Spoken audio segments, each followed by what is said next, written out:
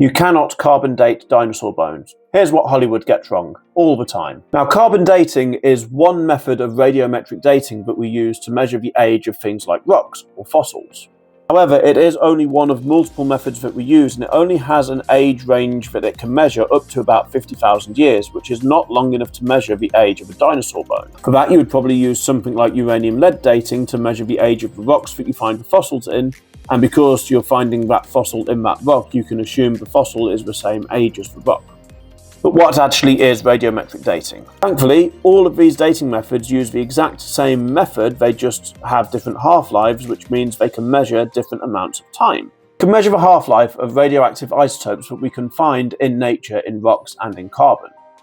Carbon dating is of course usually used for organic things that were once living because they take in carbon dioxide in the air and that gets assimilated into their cells. Because we know the half-lives of the radioactive elements, and we know what they decay into, we can measure the relative ratio of those elements today and compare it to when they would have started and use that ratio to work out the amount of time that has passed since the element was taken in by the thing that is now either dead or a rock.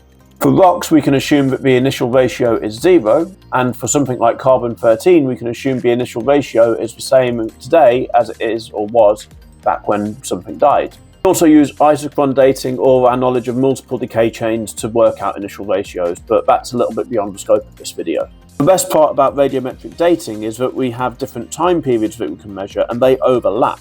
This means we can actually use multiple radiometric dating techniques on a single sample and hopefully get the same results, and if it's done properly, we always do. This has been video 6 of my week of nuclear physics videos, so please do like and follow so that you don't miss the last one. Please do comment your questions and let me know any topics that you want me to talk about next week. And as always, I have been Dr. Alex Foden, the Science Wrangler, and I shall see you one of these days.